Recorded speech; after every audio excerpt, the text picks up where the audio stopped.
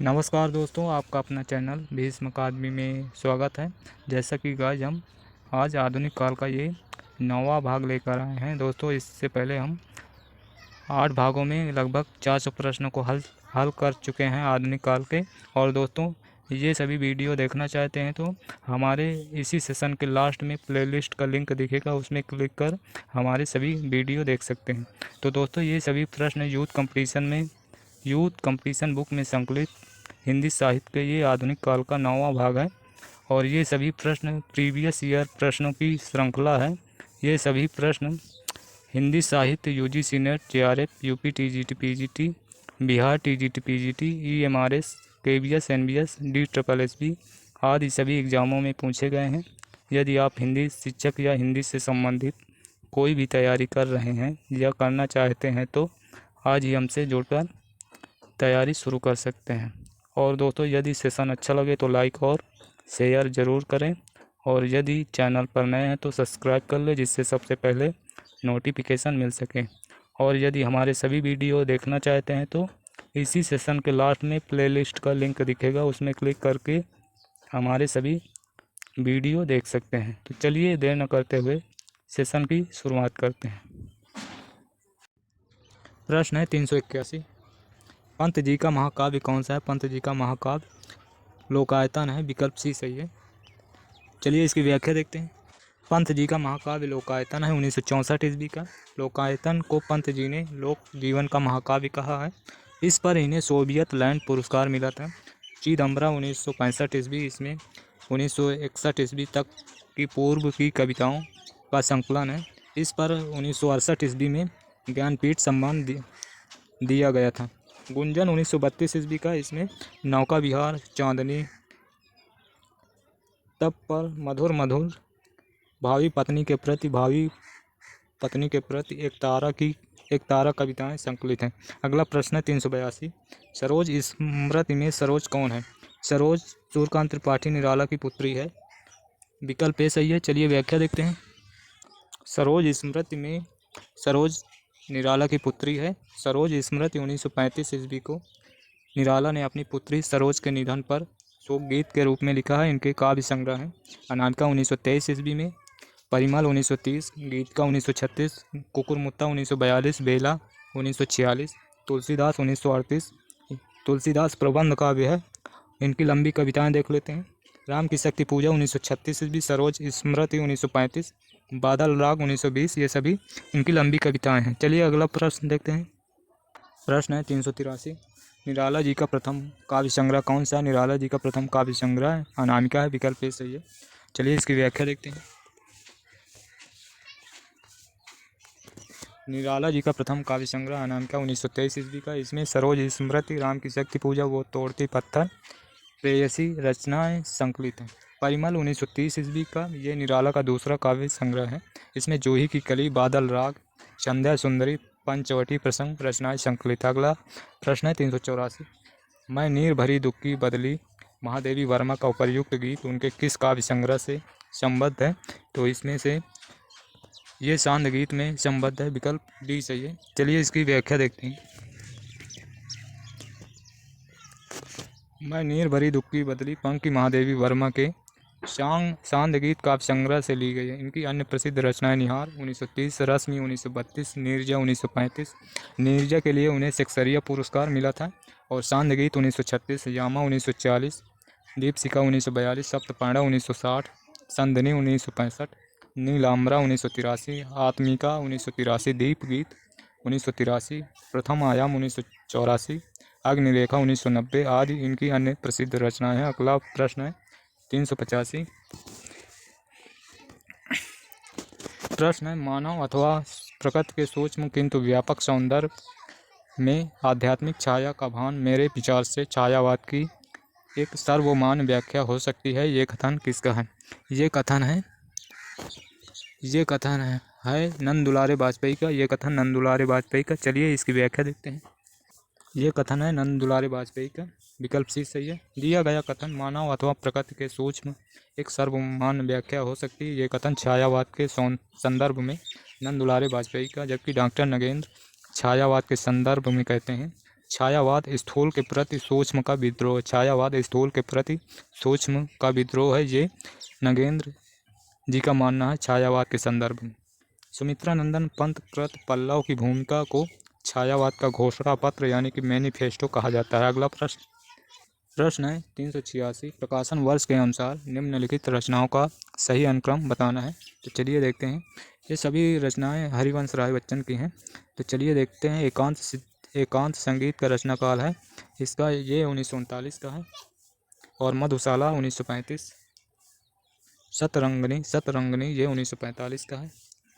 और मिलन यामिनी 1950 ईस्वी का है। तो इस प्रकार इसका उत्तर 35 मधुशाला 35, एकांत संगीत 1939, सतरंगनी 1945, मिलन यामिनी 1950, ये सभी विकल्प सी सही है। इसका उत्तर विकल्प सी सही है। चलिए अगला प्रश्न देखते हैं। प्रश्न है, जागो फिर एक बार कविता के रचनाकार हैं। जागो फिर एक बार कविता के रचनाकार सूर्यकांत त्रिपाठी निराला हैं। विकल्प ए सही है।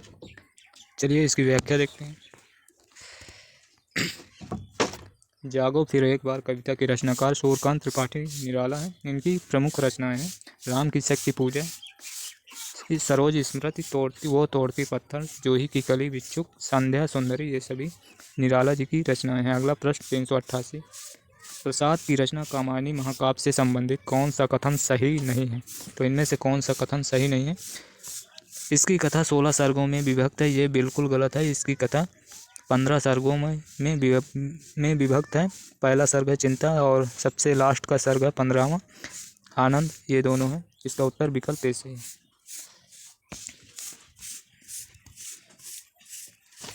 इसकी कथा 16 सर्गों में विभक्त है, ये कथन सही नहीं है। कहानी के संदर्भ में सही कथन इस प्रकार है।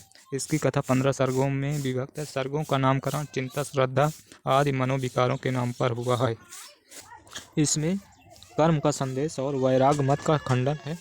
सूक्ष्म मनोविकारों के मूर्त रूप देते हुए प्रसाद ने यथार्थ, सजीव और अद्वितीय चित्रण किया है।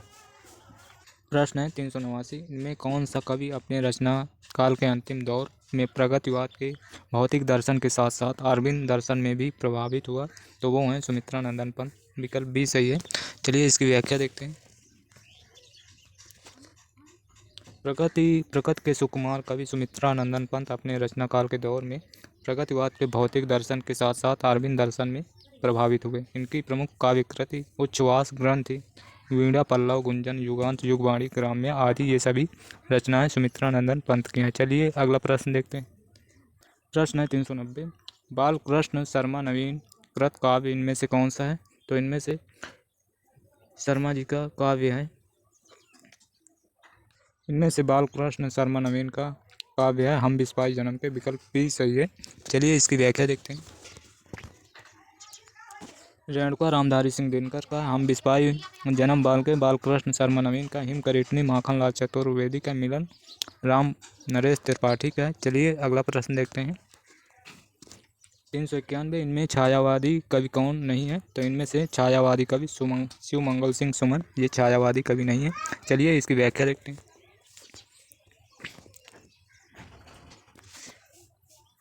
शिवमंगल सिंह सुमन छायावादी नहीं बल्कि प्रगतिवादी हैं। जयशंकर प्रसाद, सूर्यकांत त्रिपाठी निराला, सुमित्रा नंदन पंत छायावाद के बृहत त्रय के कवि हैं। इन्हें क्रमशः छायावाद का ब्रह्मा जयशंकर प्रसाद को कहा जाता है, विष्णु सुमित्रा नंदन पंत और महेश के रूप में सूर्यकांत त्रिपाठी निराला विख्यात हैं। छायावाद की लघु त्रय में महादेवी वर्मा, रामकुमार वर्मा, भगवती चरण वर्मा आती हैं। तो अगला प्रश्न है 392, आधुनिक मीरा किससे कहा जाता है। आधुनिक मीरा महादेवी वर्मा को कहा जाता है। अगला प्रश्न, महादेवी वर्मा को आधुनिक मीरा कहा जाता है। महादेवी वर्मा 4 स्तंभों में जयशंकर प्रसाद, सूर्यकांत त्रिपाठी निराला, सुमित्रा नंदन पंत महादेवी वर्मा में से एक है तथा छायावाद के लघु त्रय में महादेवी वर्मा, रामकुमार वर्मा, भगवती चरण वर्मा, इनमें भी महादेवी वर्मा का स्थान है। चलिए अगला प्रश्न है 393, प्रकृति का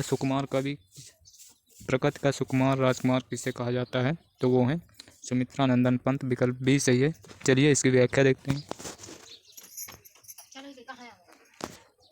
जयशंकर प्रसाद का उपनाम है कलाधर झारखंडी। सूर्यकांत त्रिपाठी के उपनाम है निराला, महाप्राण, श्रीमान, गरगज सिंह वर्मा, साहित्य शार्दुल, ये सभी सूर्यकांत त्रिपाठी निराला के उपनाम हैं। सुमित्रा नंदन पंत के उपनाम प्रकृति का राजकुमार, राजकुमार, कवि, अप्सरा, लोक का कवि, स्वर सिद्ध, गोसाई दत्त पंत, ये सभी। हरिवंश राय बच्चन, जनता के बीच के कवि, ये सभी सुमित्रा नंदन पंत के उपनाम है। अगला प्रश्न 394। परमात्मा की छाया आत्मा में और आत्मा की छाया परमात्मा में पड़ने पर छायावाद की सृष्टि होती है, ये कथन किसका है? तो ये कथन राम कुमार वर्मा का, डॉक्टर राम कुमार वर्मा का है। विकल्प डी सही है। चलिए इसकी व्याख्या देखते हैं। परमात्मा की छाया आत्मा में, आत्मा की छाया परमात्मा में पड़ने पर छायावाद की सृष्टि होती है, ये कथन डॉक्टर राम कुमार वर्मा ने छायावाद को परिभाषित करते हुए कहा है। छायावाद की अन्य परिभाषाएं हैं। छायावाद स्थूल के प्रति सूक्ष्म का विद्रोह है, ये डॉक्टर नगेंद्र के अनुसार है। छायावाद शब्द का प्रयोग दो अर्थों में समझना चाहिए। पहला रहस्यवाद के अर्थ में, दूसरा काव्य शैली या पद्धति विशेष के व्यापक अर्थ में समझना चाहिए। चलिए अगला प्रश्न है 395। इन कवियों को आरोही कालक्रम में व्यवस्थित कीजिए। तो पंत हैं, पंत का जन्म 1900 ईस्वी में हुआ और प्रसाद का 1889 सॉरी दोस्तों 1889 और निराला का 1999 और महादेवी का 1907 में। ये सभी इस प्रकार हैं। इस प्रकार ये सबसे पहले प्रसाद आएंगे, फिर निराला, फिर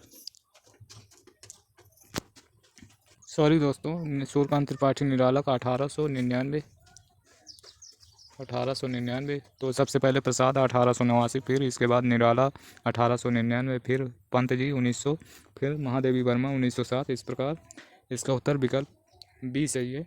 विकल्प बी सही। चलिए अगला प्रश्न देखते हैं। प्रश्न है 396। पेट पीठ दोनों मिलकर है एक, चल रहा लकोटिया टेक, इन पंक्तियों में व्यक्त की गई है। इन पंक्तियों में भिक्षुक वर्ग की दयनीय स्थिति को व्यक्त किया गया। विकल्प सी सही है। चलिए इसकी व्याख्या देखते हैं। पेट पीठ दोनों मिलकर है एक, चल रहा लकोटिया टेक, इन पंक्तियों में भिक्षुक वर्ग के दयनीय स्थिति को व्यक्त किया गया। ये पंक्ति सूर्यकांत त्रिपाठी निराला की कविता भिक्षुक से ली गई है। अगला प्रश्न 397। इनमें छायावाद की विशेषताओं से संबंधित कौन सा विकल्प सही नहीं है? तो इनमें से देखना कौन सा विकल्प सही नहीं है। इनमें सौंदर्य के प्रति अत्यधिक आकर्षण है, ये सही नहीं है। विकल्प डी सही नहीं है। चलिए अगला प्रश्न देखते हैं। प्रश्न है 398। प्रकाशन वर्ष की दृष्टि से महादेवी वर्मा के काव्य संग्रहों का सही क्रम किस विकल्प में है? तो चलिए देखते हैं। दीपशिखा 1942 का है और नीरजा है 1935, निहार है 1930 और सांध्य गीत 1936। तो सबसे पहले निहार आएगा, फिर नीरजा आएगा, फिर सांध्य गीत आएगा, फिर दीपशिखा। इसका उत्तर विकल्प सी सही है। विकल्प सी सही। चलिए अगला प्रश्न देखते हैं। प्रश्न है 399। निराला की कविता जोही की कली को किस संपादक ने बिना प्रकाशित किए वापस कर दिया था? वो हैं द्विवेदी युग के प्रवर्तक महावीर प्रसाद द्विवेदी। विकल्प डी सही है। चलिए इसकी व्याख्या देखते हैं। निराला की कविता जोही की कली को महावीर प्रसाद द्विवेदी ने बिना प्रकाशित किए वापस कर दिया था। जोही की कली 1916 ईस्वी कविता परिमल से ली गई है। अगला प्रश्न 400। रावण अशुद्ध होकर भी यदि कर सका त्रस्त, तो निश्चय तुम हो सिद्ध करोगे उसे ध्वस्त। राम की शक्ति पूजा कविता में ये कथन किसका है? तो ये कथन है राम की शक्ति पूजा में ये कथन है जामवान का। विकल्प बी सही है। चलिए इसकी व्याख्या देखते हैं। राम की शक्ति कविता में ये कथन जामवान का। राम की शक्ति पूजा कविता के लेखक सूर्यकांत त्रिपाठी निराला इसे पहले भी पढ़ चुके हैं। निराला की अन्य रचनाएं हैं अनामिका, परिमल, गीतिका, तुलसीदास, कुकुरमुत्ता, अणिमा, बेला, नए पत्ते, अर्चना, आराधना, गीत गुंज, सांद काकली, ये सभी रचनाएं हैं। प्रश्न 401, गिरजे का घंटा इनकी पहली कविता मानी जाती है। ये है सुमित्रा नंदन पंत की, विकल्प बी सही है, 1916 ईस्वी की है। चलिए व्याख्या देखते हैं। गिरजे का घंटा 1916 ईस्वी में रचित सुमित्रा नंदन पंत की पहली कविता मानी जाती है। जयशंकर प्रसाद की प्रथम कविता है सावन पंचक। जयशंकर प्रसाद की भारतेंदु पत्रिका में कलाधर उपनाम से प्रकाशित है। चोरकांत त्रिपाठी निराला की प्रथम कविता जोही की कली 1916 में प्रकाशित हुई। प्रश्न है 402, हो गया है व्यर्थ जीवन, मैं रण में हो गया हार, काव्य पंक्ति निराला की किस कविता में है? ये पंक्तियाँ वन मेला में है, विकल्प सी सही है। चलिए इसकी व्याख्या देखते हैं। हो गया व्यर्थ जीवन, मैं रण में गया हार, ये पंक्ति निराला की वन मेला कविता में है। अगला प्रश्न, छायावाद युग में लिखी गई कविता ब्रज रस के रचनाकार का नाम है। ब्रज रस के रचनाकार का नाम है राय कृष्ण दास है, विकल्प बी सही है। ब्रज रस के रचनाकार राय कृष्ण दास हैं, विकल्प बी सही। चलिए इसकी व्याख्या देखते हैं। छायावाद युग में लिखी गई कविता ब्रजरास के रचनाकार का नाम राय कृष्ण दास है। वियोगी हरि की रचना है वीर सतसई। वियोगी हरि की रचना वीर सतसई है, 1927 ईस्वी। एवं चरखा स्तोत्र, ये दोनों वियोगी हरि की रचना है। प्रश्न 404, लोकायतन पंथ की प्रबंध कृति है जो किन दो खंडों में विभाजित है? लोकायतन किन दो खंडों में विभाजित है? चलिए देखते हैं।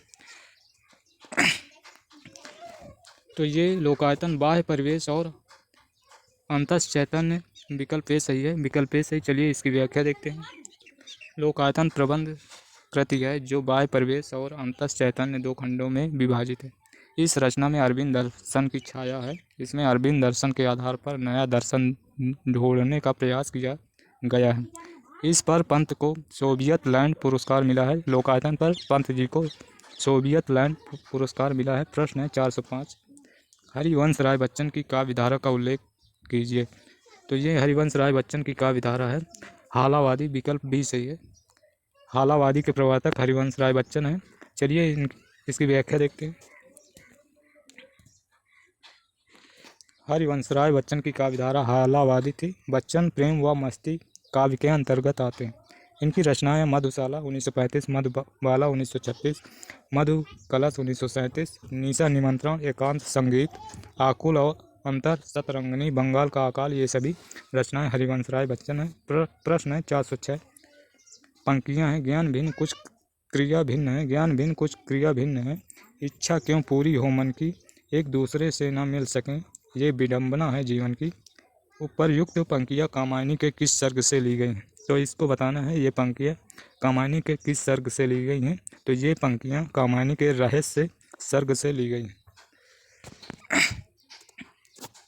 विकल्प डी सही। चलिए इसकी व्याख्या देखते हैं। ये पंक्तियाँ कामायनी के रहस्य सर्ग से ली गई। कामायनी में जानते ही हैं जयशंकर प्रसाद की है, 1935 ईस्वी की, और इसमें 15 सर्ग हैं जो कि इस प्रकार है। चिंता, आशा, श्रद्धा, काम, वासना, लज्जा, कर्म, ईर्षा, ईड़ा, स्वप्न, संघर्ष, निर्वेद, दर्शन, रहस्य, आनंद, ये सभी 15 सर्ग हैं। चलिए अगला प्रश्न 407, प्रकाशन काल की दृष्टि से हरिवंश राय बच्चन की रचनाओं का सही अनुक्रम है। तो चलिए देखते हैं। नीचा निमंत्रण 1938 ईस्वी की है, और प्रणय पत्रिका 1954, जाल समेटा है, ये 1973 की, और मिलन यामिनी है 1950 ईस्वी की। तो इस प्रकार इसका उत्तर पहले आएगा निशा निमंत्रण, फिर आएगा प्रणय पत्रिका, फिर आएगा मिलन यामिनी। दोस्तों पहले आएगा निशा निमंत्रण, फिर आएगा मिलन यामिनी, फिर आएगा प्रणय पत्रिका 1954, फिर आएगा जाल समेटा 1973, विकल्प डी सही है। चलिए अगला प्रश्न देखते हैं। प्रश्न है 408, जयशंकर प्रसाद की कृतियाँ किस विकल्प में हैं? तो झरना, लहर, ध्रुव स्वामिनी, स्कंदगुप्त, ये सभी रचनाएं जयशंकर प्रसाद की हैं, विकल्प बी सही है। चलिए अगला प्रश्न देखते हैं। प्रश्न है 409, दुख की पिछली रजनी बीच विकसता सुख का नवल प्रभात, ये काव्य पंक्ति किस कृति की हैं? ये पंक्तियाँ हैं कामायनी की। विकल्प सी सही है। कामायनी जानते ही हैं, इसमें 15 सर्ग हैं। ये 1935 ईस्वी की हैं और ये जयशंकर प्रसाद की हैं। तो चलिए अगला प्रश्न देखते हैं। और साकेत की बात की जाए तो ये मैथिली शरण गुप्त की, इसमें 9 सर्ग हैं। सॉरी दोस्तों, इसमें 12 सर्ग हैं। और इसमें ये 1931 की कामायनी जानते हैं। चांद का मुंह टेढ़ा, ये सुमित्रा नंदन पंत की। यामा महादेवी वर्मा की। चलिए अगला प्रश्न देखते हैं। प्रश्न 410, मधुशाला का प्रकाशन वर्ष है। मधुशाला का 1935, मधुकलश मधुशाला मधुबाला 1936, मधुकलश 1937। ये सभी इस प्रकार हैं। चलिए अगला प्रश्न देखते हैं। मधुशाला का प्रकाशन 1935, 1936 में मधुबाला, मधुकलश 1937।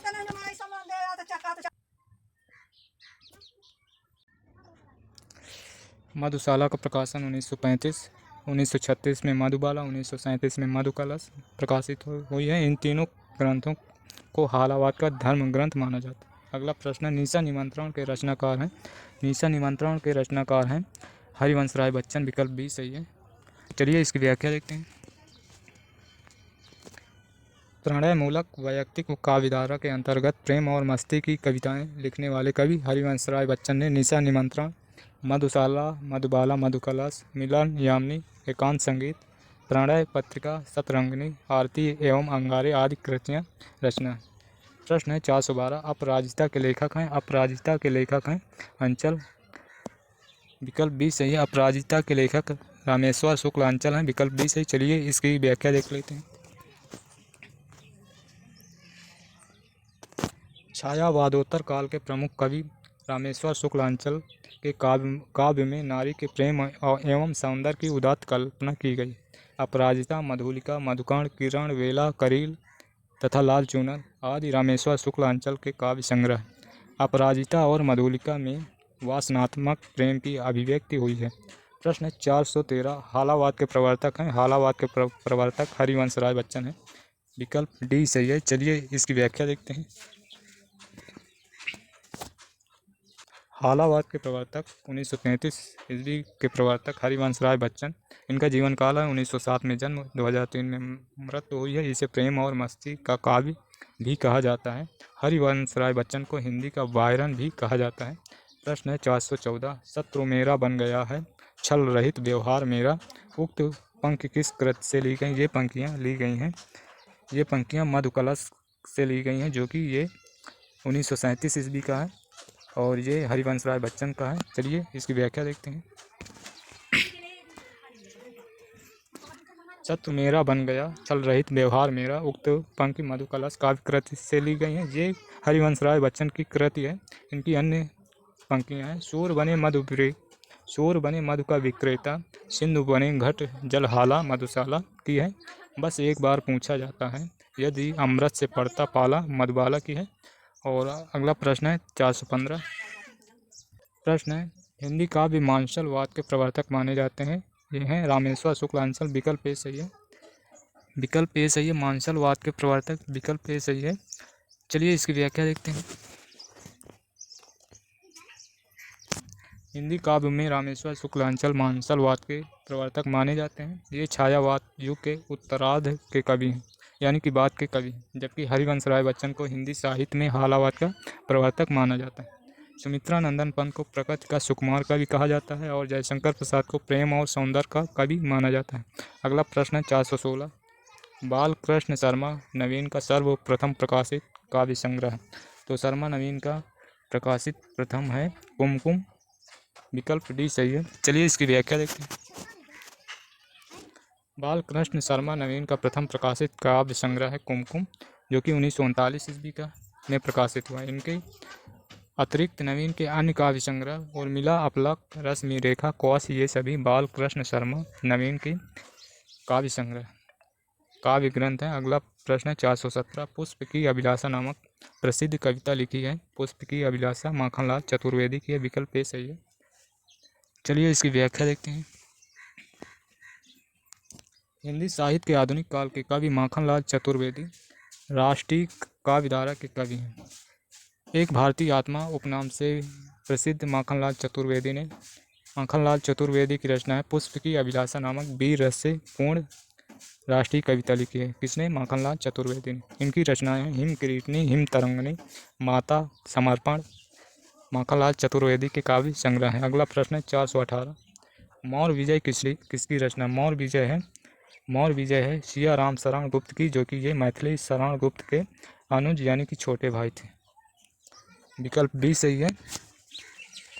चलिए व्याख्या देखते हैं। मौर्य विजय सिया राम शरण गुप्त की रचना है। इनकी अन्य रचनाएं हैं पाथेय गोपिका, बापू अनाथ, आर्द्रा विषाद, अंतिम आकांक्षा, नारी गोद इनके उपन्यास हैं। अंतिम आकांक्षा, नारी गोद ये सभी सिया राम शरण गुप्त के उपन्यास हैं। अगला प्रश्न है 419। प्रश्न है 419। छायावाद और उत्तर छायावाद के बीच कुछ वैसा ही संबंध दिखता है जैसा मध्यकाल में भक्ति का और रीत काव्य के बीच था। पंक्तियों के लेखक, ये पंक्तियों के लेखक हैं। ये पंक्ति डॉक्टर रामस्वरूप चतुर्वेदी के ये प्रसिद्ध आलोचक हैं। विकल्प सी सही है। चलिए व्याख्या देखते हैं।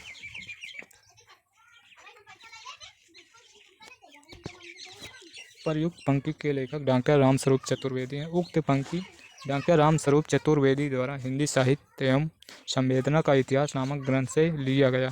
नोट: स्रोत हिंदी साहित्य एवं संवेदना का विकास डॉक्टर रामस्वरूप चतुर्वेदी का ग्रंथ है। अगला प्रश्न है 420। निम्नलिखित प्रश्नों में से किसका संबंध माखनलाल चतुर्वेदी से है? तो चलिए देखते हैं। पुष्प की अभिलाषा और सिपाही ये दोनों माखनलाल चतुर्वेदी के हैं। तो इसका उत्तर विकल्प बी सही है। विकल्प बी सही है। चलिए व्याख्या देखते हैं। निम्नलिखित विकल्पों में सिपाही और पुष्प की अभिलाषा का संबंध माखनलाल चतुर्वेदी से, जबकि आर्द्रा और दैनिकी काव्य संग्रह सिया राम शरण गुप्त की रचनाएं हैं। इससे पहले भी पढ़ चुके हैं। प्रश्न 421। हिंसानल से शांत नहीं होता हिंसानल उपर्युक्त ध्येय वाक्य का संबंध किस काव्य रचना से है? तो ये ध्येय वाक्य है उन्मुक्त काव्य रचना से है और इसके रचनाकार हैं सिया राम शरण गुप्त की रचना है। तो विकल्प सी सही है। चलिए इसकी व्याख्या देखते हैं। हिंसानल से शांत नहीं होता हिंसानल उपर्युक्त ध्येय वाक्य उन्मुक्त काव्य से अवतरित है, जो सिया राम शरण गुप्त द्वारा रचित है। अब बात करते हैं रामधारी सिंह दिनकर कि इन्हें ओज और पौरुष का कवि कहा जाता है। इनको अधैर्य का कवि तथा डिप्टी राष्ट्र कवि भी कहते हैं।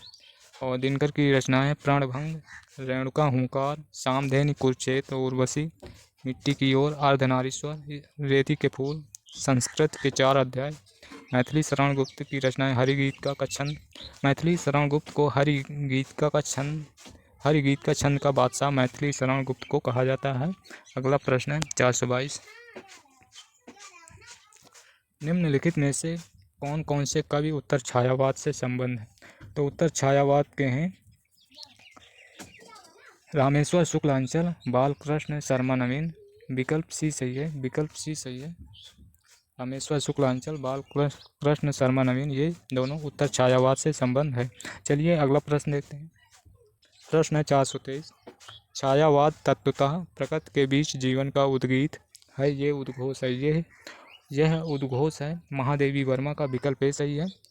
छायावाद तत्वतः प्रकृति के बीच जीवन का उद्गीत है। ये महादेवी वर्मा का है। विकल्प ए सही है। छायावाद तत्वतः प्रकृति के बीच जीवन का उद्गीत है। यह उद्घोष महादेवी वर्मा का छायावाद के संबंध में अन्य विवरण है। मानव अथवा प्रकृति के सूक्ष्म किंतु व्यक्त सौंदर्य में आध्यात्मिक छाया का भान मेरे विचार से छायावाद की सर्वमान्य व्याख्या हो सकती है। ये नंद दुलारे वाजपेयी का है। तो चलिए अगला प्रश्न देखते हैं। प्रश्न है 424। नौका विहार कविता में गंगा की लहरों के बीच चांद के प्रतिबिंब के लिए किस प्रकार की नायिका का उल्लेख है? तो इसमें नायिका का उल्लेख है मुग्धा नायिका का उल्लेख है। विकल्प ए सही है। विकल्प ए सही है। चलिए इसकी व्याख्या देखते हैं। नौका विहार कविता में गंगा की लहरों के बीच चांद के प्रतिबिंब के लिए मुग्धा नायिका का उल्लेख है। नौका विहार कविता सुमित्रा नंदन पंत की कृति है। सुमित्रा नंदन पंत की अन्य कृतियां हैं उच्छ्वास ग्रंथ, वीणा पल्लव, गुंजन युगांत, युगवाणी ग्राम्य, चिदम्बरा, काला और बूढ़ा चांद, अतिमा, लोकायतन इत्यादि हैं। लोकायतन नामक महाकाव्य महात्मा गांधी के जीवन पर आधारित है। चिदम्बरा के लिए पंत को भारतीय ज्ञानपीठ पुरस्कार प्राप्त हुआ था। ये सभी आप जानते ही होंगे। चलिए अगला प्रश्न। कामायनी में मनु ने श्रद्धा को क्या कहकर संबोधित किया था? कामायनी में मनु ने श्रद्धा को वसंत के दूत कहकर संबोधित किया था। विकल्प डी सही है। ये कामायनी 1935 ईस्वी की है। इसमें 15 सर्ग हैं। इसमें पहला सर्ग चिंता है और सबसे लास्ट का सर्ग है आनंद। तो इस प्रकार चलिए अगला प्रश्न देखते हैं। 426 प्रश्न है 426। कामायनी में प्रारंभ से लेकर वासना तक सर्गों का सही क्रम है। तो चलिए देखते हैं सही क्रम चिंता काम श्रद्धा आशा वासना ये सभी। विकल्प डी से विकल्प चिंता, इसमें दोस्तों चिंता पहले आएगा, फिर आशा, फिर श्रद्धा, फिर काम, फिर वासना। विकल्प सी सही है। चिंता, आशा, श्रद्धा, काम, वासना, लज्जा, ईड़ा ये इत्यादि आएंगे। विकल्प सी सही है। तो चलिए इसकी व्याख्या देखते हैं। कामायनी में प्रारंभ से लेकर वासना तक सर्गों का सही क्रम चिंता, आशा, श्रद्धा, काम, वासना है। कामायनी महाकाव्य जयशंकर प्रसाद का है। आप सभी जानते ही होंगे। आचार्य शांतिप्रिय द्विवेदी ने कामायनी को छायावाद का उपनिषद कहा है। जयशंकर प्रसाद प्रेम और सौंदर्य के कवि माने जाते हैं। प्रसाद की अन्य प्रमुख रचनाएं हैं उर्वशी, वन मिलन, प्रेमराज, अयोध्या का उद्धार, शोकोच्छ्वास, ब्रभवाहन, कानन कुसुम, प्रेम पथिक, चित्रधार, झरना, आंसू लहर ये सभी जयशंकर प्रसाद की रचनाएं हैं। अगला प्रश्न 427।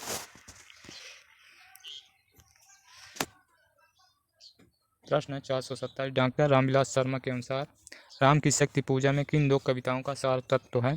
तो इनमें राम की शक्ति पूजा में तुलसीदास और सरोज स्मृति का सार तत्व है। विकल्प ई सही है। चलिए इसकी व्याख्या देखते हैं। रामविलास शर्मा के अनुसार राम की शक्ति पूजा में तुलसीदास और सरोज स्मृति इन दो कविताओं का सार तत्व है। सूर्यकांत त्रिपाठी निराला कृत राम की शक्ति पूजा लंबी कविता, इसका उपजीव काव्य है। बांग्ला ग्रंथ कृतिवास रामायण है। निराला कृत तुलसीदास 101 छंदों में रचित खंड काव्य। तुलसीदास एक खंड काव्य है 101 छंदों में रचित। सरोज स्मृति को हिंदी का प्रथम शोकगीत माना जाता है। सूर्यकांत त्रिपाठी निराला की प्रमुख कविताएं हैं अनामिका, परिमल, गीत का कुकुरमुत्ता, आड़िमा बेला, नए पत्ते, अर्चना, आराधना, गीत गुंज, चांद काकली ये सभी रचनाएं। प्रश्न 428। कामायनी में श्रद्धा किस गोत्र की है? कामायनी में श्रद्धा काम गोत्र की है। विकल्प सी सही है। चलिए इसकी व्याख्या देखते हैं। कामायनी में श्रद्धा काम गोत्र की है। छंदोग्य उपनिषद में मनु और श्रद्धा की भावमूलक व्याख्या मिलती है। श्रद्धा वाले सूक्त में सायण ने श्रद्धा का परिचय देते हुए लिखा है, काम गोत्रजा, श्रद्धा नामार्शिका अर्थात काम गोत्र की बालिका, इसलिए श्रद्धा के नाम के साथ उसे कामायनी भी कहा जाता है। जयशंकर प्रसाद ने पौराणिक कथा को लेकर कामायनी की रचना की। मनु स्मृति में श्रद्धा और मनु को मनुष्य के विकास का प्रथम पुरुष कहा गया। इसकी कथा शतपथ ब्राह्मण में जल प्लावन की कथा से लिया गया। कामायनी में कुल 15 सर्ग। प्रश्न 429। निम्न में से कौन सी छायावादी शैली की प्रमुख विशेषता नहीं? तो इसमें इतिवृत्तात्मकता ये द्विवेदी युग की विशेषता है। इससे पहले भी द्विवेदी युग में पढ़ चुके हैं। तो चलिए अगला प्रश्न देखते हैं। प्रश्न 430। किस विकल्प में रचना और उसका प्रकाशन वर्ष सही नहीं? जूही की कली निराला की 1916, युगांत पंत की है 1936, कामायनी प्रसाद की 1938। ये गलत है, 1936 है। सॉरी दोस्तों, कामायनी 1935 ईस्वी की है। इसका विकल्प सी उत्तर सही है। विकल्प सी सही है। यामा 1940 ये भी सही है। तो इस प्रकार इसका उत्तर विकल्प सी कामायनी में 15 सर्ग ये 1935 ईस्वी की है। तो दोस्तों आज का सेशन यहीं ख़त्म करेंगे और ये आज का लास्ट क्वेश्चन था। तो हम आपसे आज्ञा चाहेंगे। तो यदि सेशन अच्छा लगा हो तो लाइक और शेयर ज़रूर करें। यदि अच्छा ना लगा हो तो डिसलाइक भी कर सकते हैं। और साथ में यदि अच्छा ना लगा हो तो क्यों नहीं अच्छा लगा कमेंट ज़रूर करिएगा। और यदि हमारे चैनल पर नए हैं तो सब्सक्राइब कर लें, जिससे सबसे पहले नोटिफिकेशन आपको मिल सके। और यदि हमारे सभी वीडियो देखना चाहते हैं तो आपको अभी प्लेलिस्ट का लिंक दिखेगा, उसमें क्लिक करके आप सभी हमारे वीडियो देख सकते हैं। तो चलिए, धन्यवाद। जय हिंद, जय भारत, वंदे मातरम।